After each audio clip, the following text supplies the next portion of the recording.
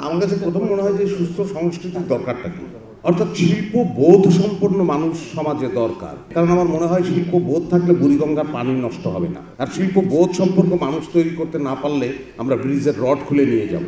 তো সেই থিয়েটারের স্কুলিং আমাকে কিছু শিক্ষা দিল। তার মধ্যে প্রথম শিক্ষাটা যে তোমাকে আসলে সৎ মানুষ হতে হবে, ভালো মানুষ হতে হবে, আদারওয়াইজ তুমি শিল্পী হতে পারবে না। শিল্পের সঙ্গে সংশ্লিষ্ট লোকের বড় সুবিধা হচ্ছে যে সে সোসাইটিটাকে ভালোবাসে, সে ধ্বংস করে না, সে ধ্বংস বিরোধী মানুষ। পুরস্কারের জন্য বিসিআরকে ধন্যবাদ, আমার দল নাট্যকেন্দ্রের প্রতি আমার কৃতজ্ঞতা, আমার গুরু তারিক আলমের প্রতি আমার কৃতজ্ঞতা। আমার খুব ভালো লাগলো যেখানে শুধু পুরস্কার দেয়া না, একটা আলোচনার আয়োজনও এখানে ছিল। সুস্থ সংস্কৃতি বিকাশে আমাদের করণীয়।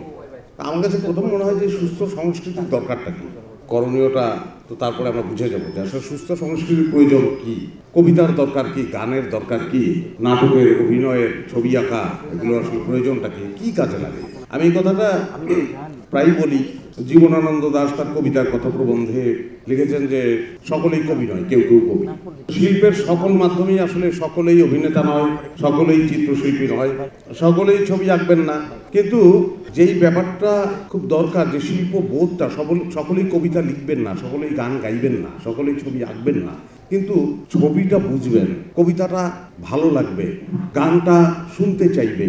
অর্থাৎ শিল্প বোধ সম্পন্ন মানুষ সমাজে দরকার। সে শিল্পী না হতে পারে, কিন্তু তার শিল্প বোধটা তার থাকতে হবে। কারণ আমার মনে হয় শিল্প বোধ থাকলে বুড়িগঙ্গার পানি নষ্ট হবে না। তো শিল্পের প্রয়োজনীয়তা কিন্তু এই জায়গায় যে আমরা যদি শিল্প বোধ সম্পন্ন মানুষ তৈরি করতে পারি তাহলে বুড়িগঙ্গার পানি নষ্ট হবে না, আর শিল্প বোধ সম্পর্ক মানুষ তৈরি করতে না পারলে আমরা ব্রিজের রড খুলে নিয়ে যাব।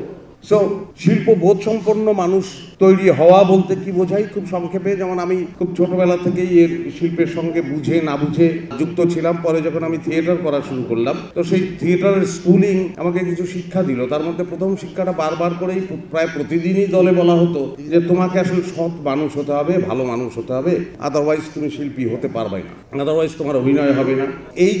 এই কথাটা তো বারবার আমাদের মস্তিষ্কের মধ্যে ঢুকিয়ে দেওয়া হয়েছে। এই কথাগুলো শুনতে শুনতে আমরা সৌন্দর্য বোধ তৈরি হয়েছে, শিল্প বোধ তৈরি হয়েছে। আমাদের মনে হয় যে এই জায়গাটাকে নষ্ট করা যাবে না, এই জায়গাটাকে নোংরা করা যাবে না, এই যে জায়গাটাকে সুন্দর রাখতে হবে, নোংরা করা যাবে না, সুন্দর রাখতে হবে, সুন্দর রাখতে হবে, সুন্দর রাখতে হবে। এই কথাটা একটা মানুষের মস্তিষ্কে পৌঁছে দেয় শিল্প।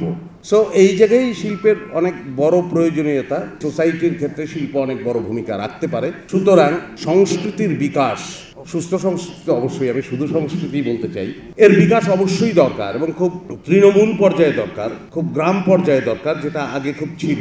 আমরা যেখান থেকে উঠে এসেছি অনেকেই সেখানে ছিল, সেখানে গান ছিল, জারি গান ছিল, আমাদের ফোক ফর্মের কাজগুলো ছিল, যাত্রা ছিল। কিন্তু বেশ কিছুদিন আগে আমি আমার গ্রামে গিয়ে দেখলাম যে সেই জিনিসগুলো এখন কমে গেছে। শিল্পের সঙ্গে সংশ্লিষ্ট লোকের একটা বড় সুবিধা হচ্ছে যে সে সোসাইটিটাকে ভালোবাসে, সে সৌন্দর্য বোঝে বলেই সে ধ্বংস করে না, সে ধ্বংস বিরোধী মানুষ।